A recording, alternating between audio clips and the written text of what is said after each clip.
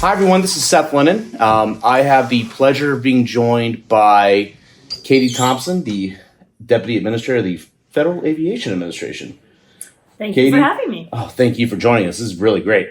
Kind of want to talk about the work that our member contractors do in terms of airports. I mean, there's been a lot of, chatter in the news about the investment that the administration is making in airports, and kind of talk to us like, what are the current obstacles that exist when it comes to upgrading our nation's airports right now? What do we really need to overcome?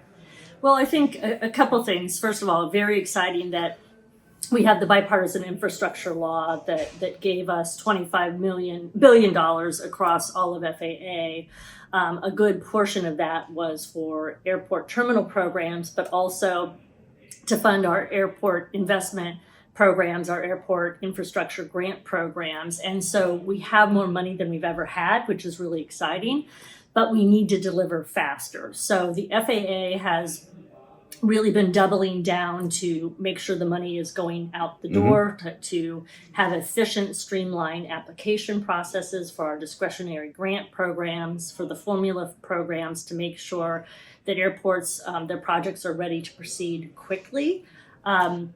I think the biggest challenge is for some of the smaller airports, we have what we call carryover funds, which is smaller airports sometimes like to bundle funds and save up for big projects. But I think it's incumbent on all of us to really make those investments as timely as we can. Obviously, it supports our communities, it supports good jobs, it makes our airports safer and more efficient, but it also demonstrates to Congress that we have an ongoing need for continued investments in our airports. Let's talk about some of those investments specifically. What kind of big projects are on the immediate horizon that's going to make a difference? Well, we have a number of things going on across the country. One of the most exciting things is the Airport Terminal Discretionary Grant Program, which is the first of its kind. And through that program, we've been able to invest $1 billion a year over the course of 5 years.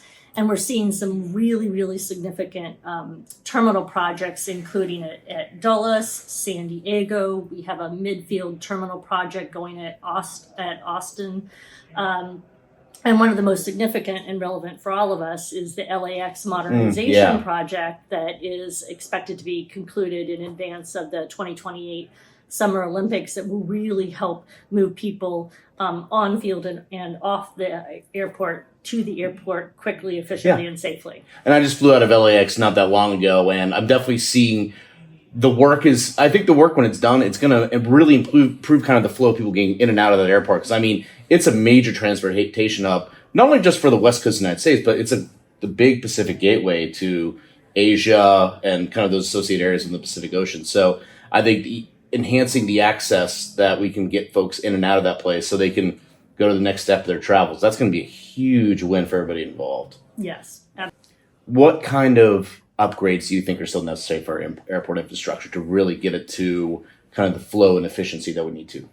Well, I think taking it to the next level means preparing for the diversity and increased volume in the system. So we continue to see an increase in general aviation. We're starting to see drones operate at scale. We are getting ready for advanced air mobility, and we expect to be able to certify the first AAM aircraft within the next year. And one of the things on the airport side is we're looking at how do we modernize, expand, and adjust airports to be able to serve those types of aircraft in addition to the more traditional aircraft.